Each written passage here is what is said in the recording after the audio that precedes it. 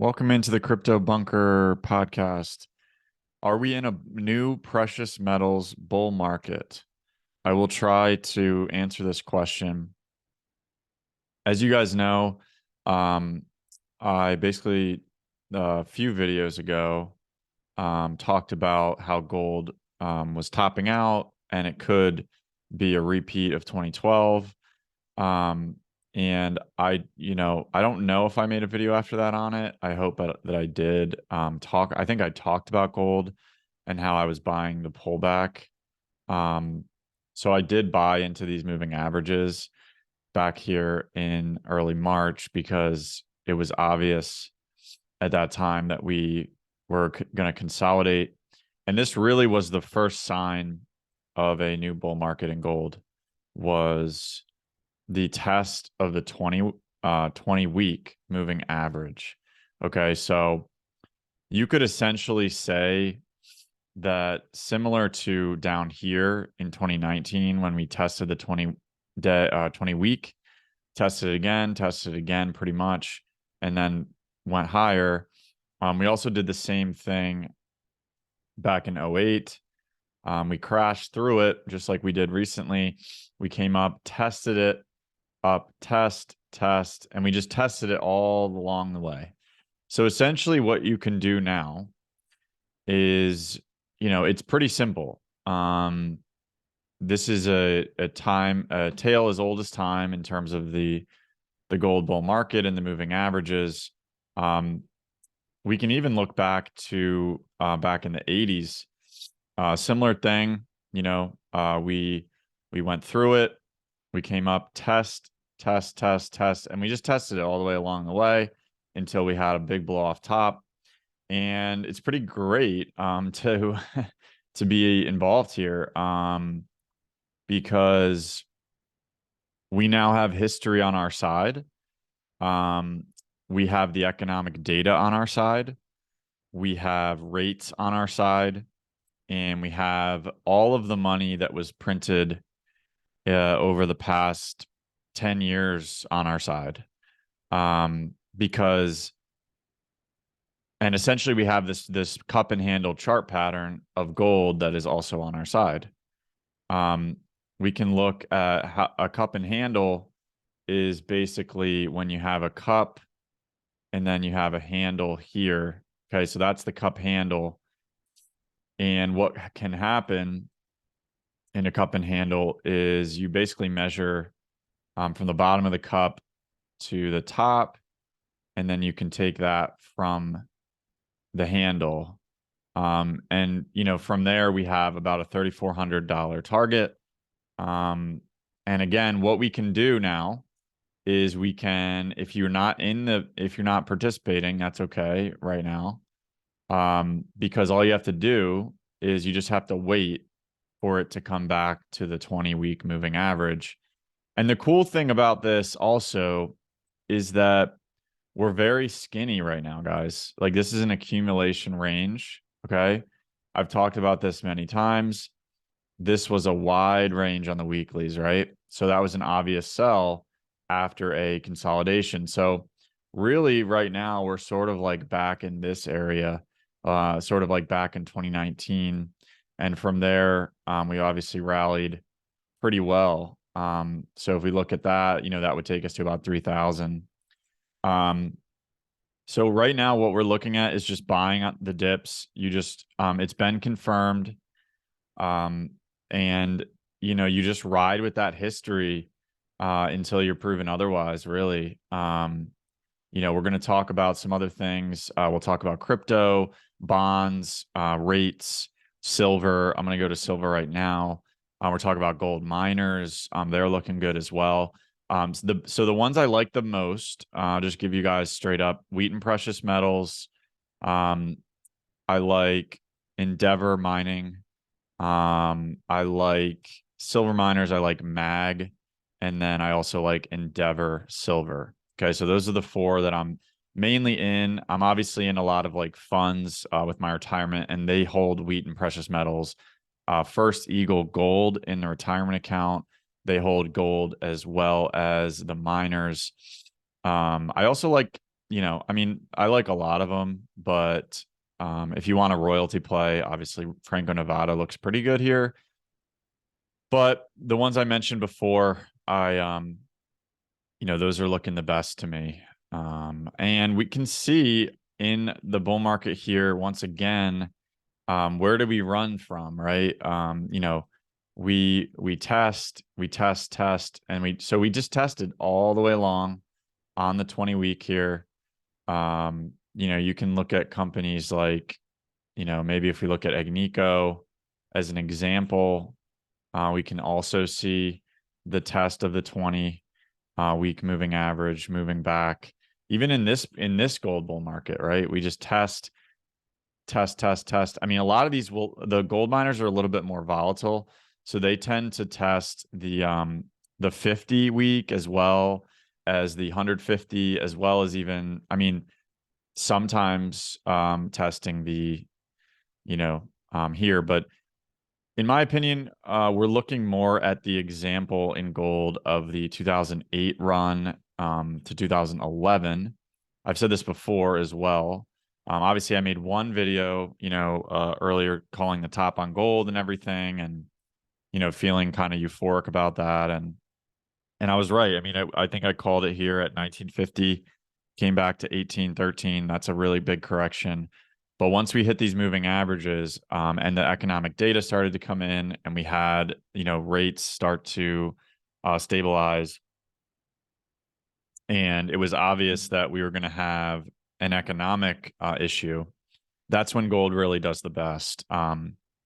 So what we had from 2000 to 2000, let's see, if we look at this, right, this was kind of a bull flag, similar to the bull flag. It was a little bit of a megaphone. This was also a bull flag. Okay, so we had that as well as that there. So it's kind of a similar pattern. So this is kind of where I see us now. We tested the 200 week, sort of similar to here. We got bought up, and now we tested the 20 week, or we actually tested all the moving averages. So it's very similar to essentially where we are. And this could be the top, guys. So just keep that in mind. Like I said, just wait for pullbacks. We pretty much, I think, are right there. Okay. Yeah, I would say, because we came back and tested here, just like we did here. And now, we just wait. We may be here as well. Okay. So, but basically what we're doing is we're just buying the 20 week. Okay. So anytime it comes back to the 20 week from now, for about another 2 years, we have about another 2 years of buying the 20-week moving average on gold. So let's look at silver. Silver, this is a log chart. I've been using log charts for gold and silver because they are an asset that you accumulate over time. We also have we have so much bullish fundamentals that are going on that I'm not even really going to get into a lot of them, but there's states that are legalizing gold and silver, who are trying to accumulate physical gold and silver for themselves, like for state, funds and all this stuff. I mean, it's crazy how bullish it is, and it's really super bullish for silver. Okay, so I'm a silver bull at heart. I always have been, and I really like junk silver. I really like it because you can't produce any more of it. So that's kind of what I'm about in terms of like scarcity, rarity, all those things. And until people figure it out, I'm just willing to continue to accumulate. I did sell a lot of physical silver at 24, 23, 25 levels over here. I'm feeling a little bit anxious about that, but at the same time, it all works out for the best. I think I have a good amount.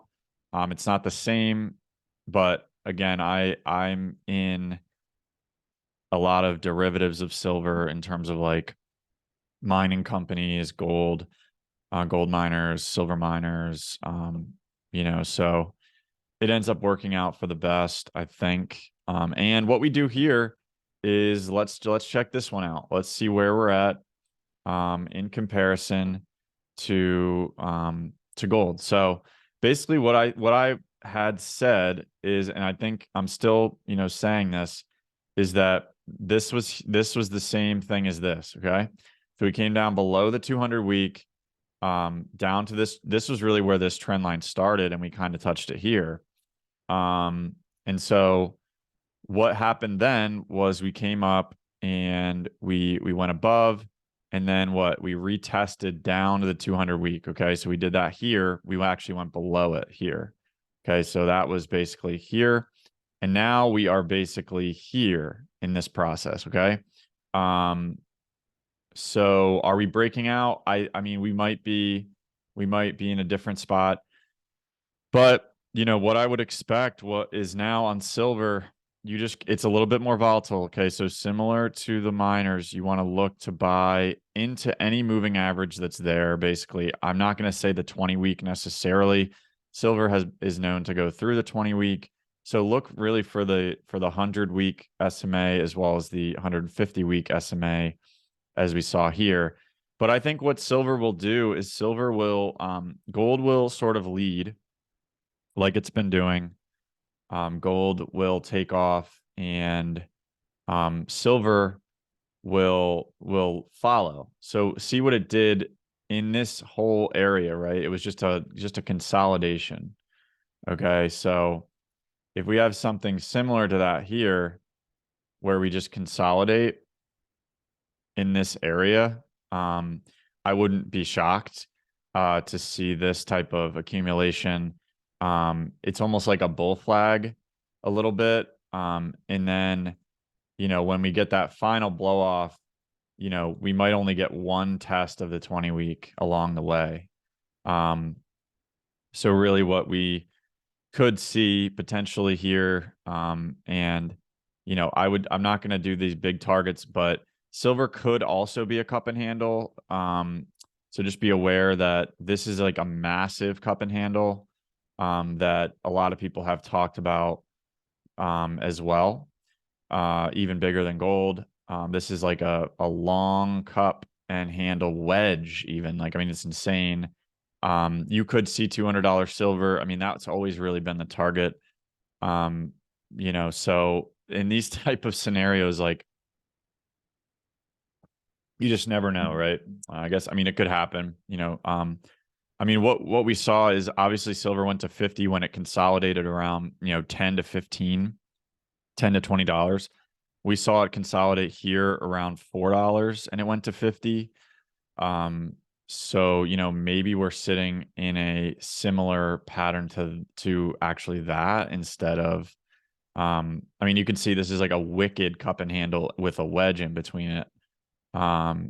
So it's pretty crazy, how it's looking. And if it went to 200, that's like a 10x. You probably get like a 30x in miners, which would be insane, but it is what it is. These are just what the charts are telling us. And maybe this wedge here was similar to this wedge here. This was a nice wedge that we were sort of putting in here. Similar to this, but this is like a bigger wedge. And then, was that a bull flag that, outperformed? Maybe, like, I mean, that's kind of what the targets probably were for people, like 17. And now we have this bull flag, which you could probably actually say, I mean, you could do numerous amounts of things here with this. My target personally, is probably around, if we do this, I think realistically, we're probably looking at, around 68 to 100 is probably fair. I think like $80 has kind of been my like rational target. But again, isn't it funny how like people will continue to come out with these projections, right? For for this silver chart, and it just continues to just kill people. It's super volatile. It will do the opposite of what you think. No one's paying attention though this time. I really, really believe that. I don't see anyone talking about it. Let's look at mag silver. Let's look at it on the not a log scale. I mean, essentially, you could say this has just been all accumulation, right? And you could say this is a huge bull flag. We broke out. So what I like to do is when we see a breakout in a downward channel like this, you want to see a breakout and then you buy when it's a double bottom. Okay. So I was trying to buy this double bottom here. I've been buying the past like week or two and got lucky that it was even still there and available in the 12s. Right now, it's a super good time to buy. I mean, not financial advice. None of this is financial advice. But, what we're looking at here is definitely something that is super bullish. And yeah, I mean, I don't even know what the targets for this would be, to be honest. This is almost like a new cycle because MAG, throughout this entire time, basically MAG was just like an experiment. And now they're actually producing metal. And so they have real revenues. Their some of their stuff is just coming online. They actually, I think, own the most silver in the ground in the world. So once they actually start like kicking and producing that, that's basically what people are speculating on. And then we have Endeavor. Okay, so what we can see with Endeavor is it likes to rally randomly and hard when people are not paying attention. So that is what I think we're going to get here. I think it's going to be similar to this move.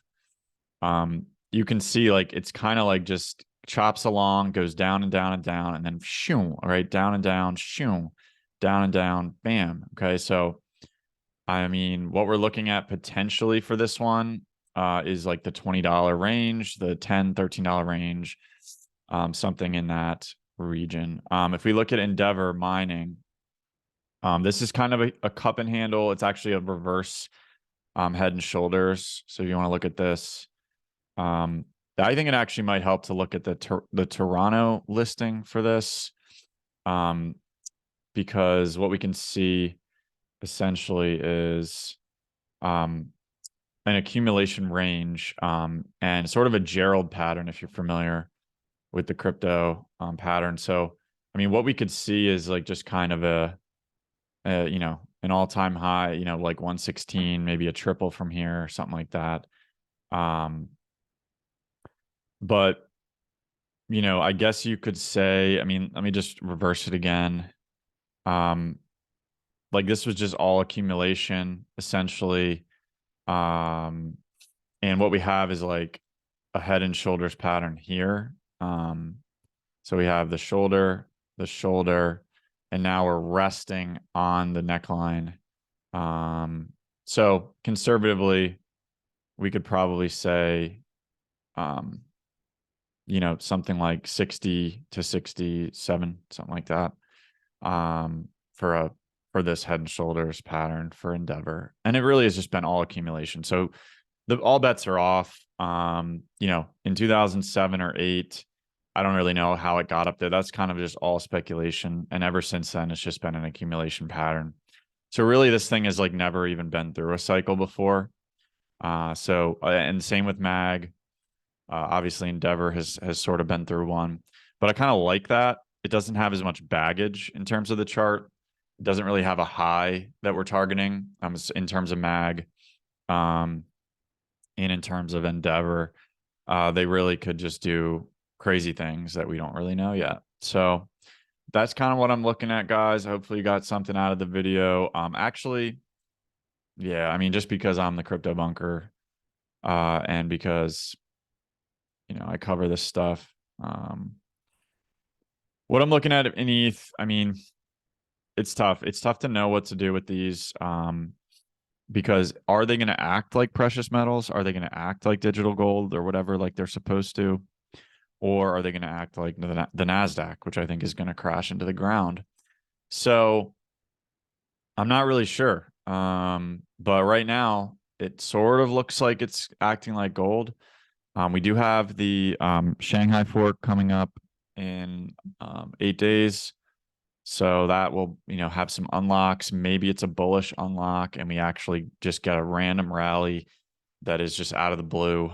And if we do, I'm probably going to sell. I know I go back and forth with this, but at this point, it's just too risky, and I don't know what the regulations are going to be, and it's just hard. And you don't want to fight a downward monthly moving average like this, just like you didn't over here. This was the bear market rally that took us up to this 20-month moving average. And again, it's the same thing here. And that one wasn't even really downward. This one is down, easily down. So just like the NASDAQ, um, people just continue to be confused on what the NASDAQ is supposed to do here. But what I'm looking at is it's running into a downward monthly on the 20 SMA. It's an upward wedge. And I think we're going to come back down to around this moving average down here, around 209, which at the moment is a huge drop. But we saw huge drops before. If we just look at 2000, something similar to that. This is early days still of a major economic crash. We're already seeing it in all the data. So it's there. So, and S&P, I think it's like a massive bear pennant, which I think we could, again, come down to around 3,000, probably this moving average down at the 150, just like we tested down here. Even crazy enough, I mean, the 08 and 2000 crashes for this, like we actually went below the 150. In 2000, we actually almost came down to the 200. So I don't rule anything out, but I think at the most, I think it probably comes to like 28, something like that. So just be aware of that. We obviously have VIX is up today, which is good for people who are short. Equities, rates, we have the dollar, which is struggling. I do think that this is the bottom, but it's kind of hard to say. I never really experienced this before, so it's a little bit scary to be holding bonds and dollars, but that's what I'm doing. Bonds, dollars, and gold in my retirement. Now we're above the 200-day on the TLT. This is looking really good. I think we could rally all the way up to 135, especially with rates crashing. And rates are crashing hard. And people are a little bit nervous. They don't really understand what's going on. The equity bulls are confused. They think rates down means good for equities, but does it when it actually means that the economic data is coming in really bad, and none of it has been priced in equities. Believe me, none of the economic data that's coming in have been priced in.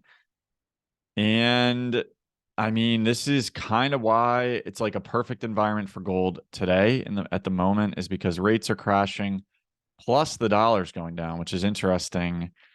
I think this is probably the bottom. I think we're putting in a double bottom. And I think what we'll see is probably a rally where gold and dollar rally together while rates crash and stocks crash. You'll get one last rally up to 108, maybe 104, maybe that we test the 200-day again. It doesn't look good though. I mean, this is a death cross. So I mean, let's look back at what happened to the dollar in 2008, because that's kind of what I think we're going through now. And what we really saw was, I mean, I guess you could say it was kind of the same, right? It was like a rally, a chop.